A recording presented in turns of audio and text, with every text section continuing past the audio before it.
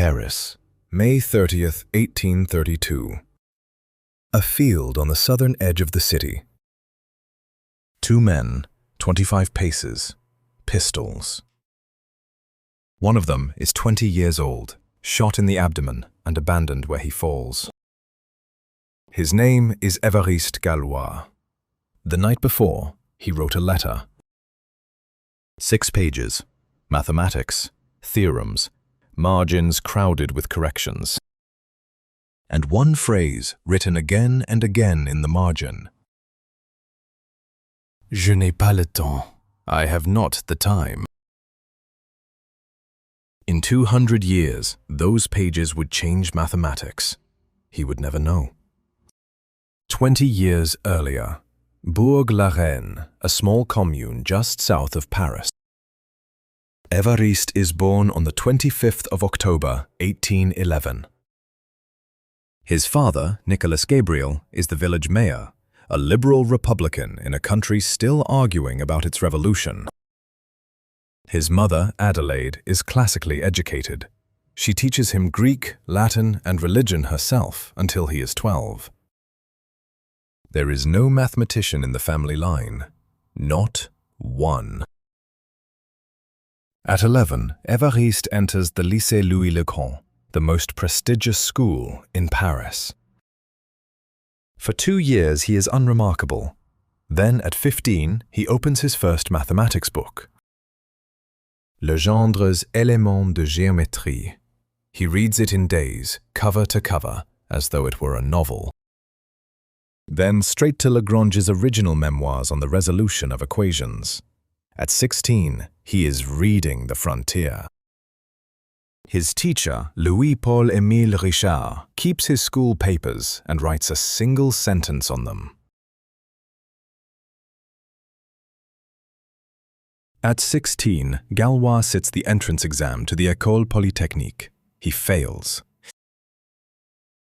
He cannot, or will not, explain himself in writing.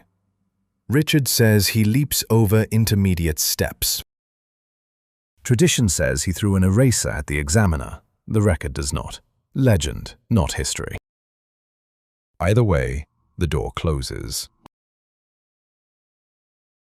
Everyone has met this formula, the quadratic, coefficients in, roots out, square roots and division. Babylonian scribes had a version of this 4,000 years ago. In 1545, Cardano found the cubic. Same idea, radicals nested deeper. His student Ferrari did the quartic the same year. Longer, uglier, but radicals all the way down. And then, the wall. The quintic, degree 5. For 300 years, every mathematician who tried failed. Cardano, Euler, Lagrange, Gauss. The question quietly grew teeth. Maybe no formula exists. But how would you prove a thing cannot be done? In 1771, Joseph Louis Lagrange noticed something. Every classical formula, quadratic, cubic, quartic, hides the same ingredient. Combinations of the roots that don't change when you permute them. Lagrange could not finish the program, but he handed the next generation a word. Take a polynomial of degree n. Factor it over its roots, alpha 1, alpha 2, all the way to alpha n. The question becomes, how can we move these roots around and have the algebra not notice? Take the simplest non-trivial cubic, x cubed minus 2. 3 roots, the cube root of 2, and 2 complex companions twisted by 1/3 of a turn. Omega, the primitive cube root of unity, a point on the unit circle 2/3 of the way around. Plot them in the complex plane. They sit at the vertices of an equilateral triangle, perfectly symmetric. Swap any 2 of them, the polynomial doesn't notice. There are 6 ways to permute 3 things. Every one of them leaves the polynomial alone. These 6 permutations have a name, S3. the symmetric group on 3 letters. A single permutation, written top row to bottom row. This is the atom of the new algebra. Imagine a Rubik's Cube, or just the idea of one. Every move is a twist of a face. Every move is reversible. 2 moves combine into a third. That set of moves, closed under combination with an identity and inverses, is what mathematicians call a group. You don't need a cube. The moves themselves are the algebra. Lay all 6 moves of S3 in a table, row times column. This is a Cayley table, the whole group in a grid. Every group in the universe has a table like this. Here is the move Galois made. Take the polynomial, find its roots, and look at the group of permutations that preserve every algebraic relation between them. That group has a name, the Galois group of the polynomial. It sits inside the full symmetric group on the roots, sometimes the whole thing, sometimes much smaller. The smallness is the algebra of the equation. The question, is there a formula, has just become a question about a group. Meanwhile, Galois is 17 in Paris and publishing his first paper, a note on continued fractions in Jargon's Annales. In May 1829, he submits something larger to the Académie des Sciences. The referee, Augustin Louis Cauchy. Tradition says Cauchy lost the manuscript. The truth is murkier. Modern scholarship suggests Cauchy actually advocated for the work and recommended revisions. To a 17-year-old, the result was the same: silence. Suppose inside our group of moves there is a smaller collection, a closet. You step in, do a move, step out, undo your step. If you always end up inside the closet, no matter what step you took. The closet is what we call a normal subgroup. In symbols, G times N times G inverse equals N for every G in the bigger group. Only a normal closet can be collapsed. Treat the whole closet as one move and you build a smaller group out of what's left, the quotient. A group is solvable when you can chain it. Start at the trivial group, climb up one normal subgroup at a time, end at the whole group. At every step, the next layer must be abelian. Abelian means A times B equals B times A. Order doesn't matter. Imagine an onion, each layer an abelian quotient, each peel one radical step. When you can peel all the way down to nothing, the group is solvable. And here is Galois' theorem. A polynomial is solvable by radicals if and only if its Galois group is solvable. One sentence, 3,000 years of trying. Back to Bourg-la-Reine, summer 1829. The town's Catholic priest has been waging a slander campaign against Galois' father, circulating forged epigrams in the mayor's name. It works. On the 2nd of July, Nicolas Gabriel Galois, mayor, Republican, father, takes his own life in a Paris apartment. Évariste, 17, attends the funeral. At the graveside, the priest is driven out by an angry crowd. A small riot breaks out. Évariste sees his father destroyed by the alliance of throne and altar. The political fuse is lit. Days later, he sits the Polytechnique entrance exam a second time and fails again. He falls back to the École Normale. The mathematics examiner praises a remarkable spirit of research. The literature examiner reports he knew absolutely nothing. Early 1830, news arrives of Niels Henrik Abel, dead at 26, having proven that the general quintic has no formula at all. Galois had been circling the same idea. he sharpens his question. Not, is there a formula, but, for which polynomials does one exist? He revises his memoir, submits it to Joseph Fourier in February for the Academy's Grand Prize. Fourier dies in May. The manuscript is never found. Twice now, Galois' most important work has vanished into a referee's drawer. July 1830, Les Trois Glorieuses. 3 days of barricades. Charles X abdicates. Louis-Philippe takes the throne, the so-called citizen king. The Polytechnique students fight in the streets, heroes. Galois, locked inside the École Normale by the director, tries to climb the wall and fails. He writes a public letter to the Gazette des Écoles denouncing the director and, between the lines, the new king. In December, he is expelled. He joins the Republican artillery, a militia. He drinks, he brawls, he recruits. On the 17th of January 1831, he submits to the Academy his canonical memoir, the Première Mémoire. On 9 May, at a banquet of 19 acquitted officers, he raises a glass and an open dagger and toasts to Louis-Philippe if he betrays. Arrested, acquitted. On Bastille Day, he marches through Paris in the uniform of the disbanded artillery, with a rifle, 2 pistols, and the dagger. Arrested again, this time 6 months. Sainte-Pélagie Prison, July 1831. It is in this cell that Poisson's rejection of the Première Mémoire arrives, neither sufficiently clear nor sufficiently developed. He is 20.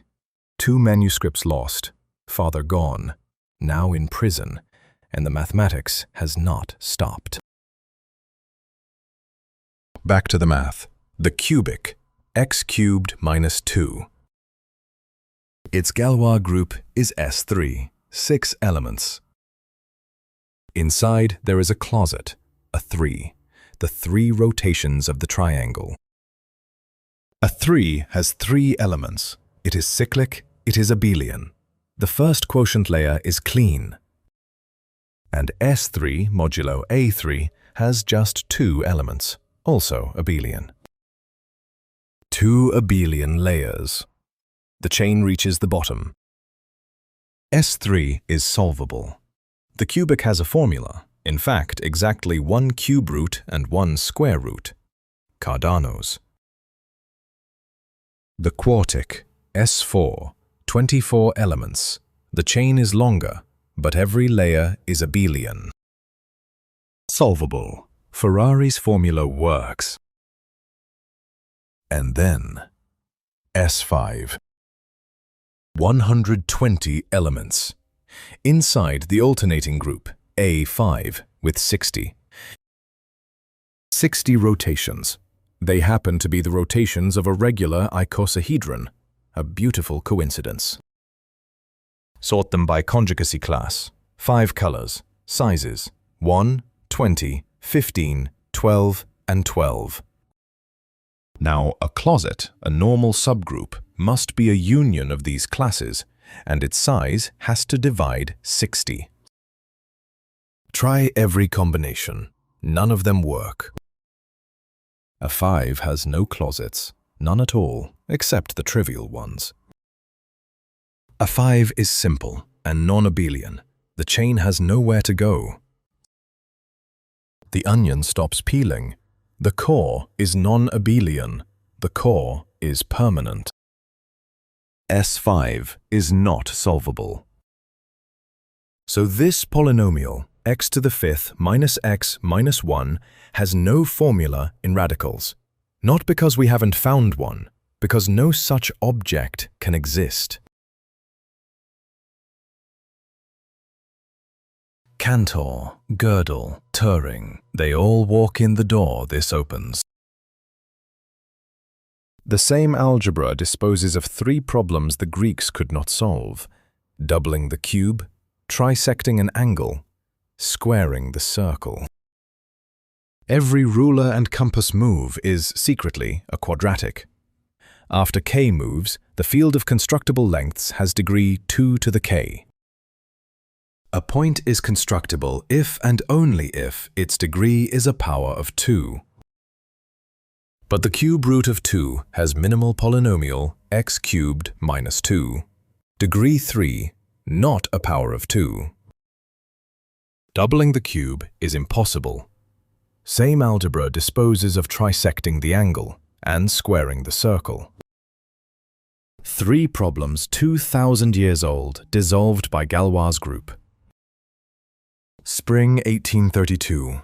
Cholera in Paris. Galois is moved to a private convalescent pension. It is here, while recovering, that he meets Stéphanie Félicie Poterin du Motel. He falls in love with her. She, by every surviving piece of evidence, is not in love with him.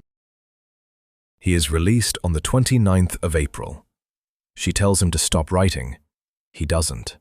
He copies her letters onto the back of his mathematical drafts. Late May, a duel is issued.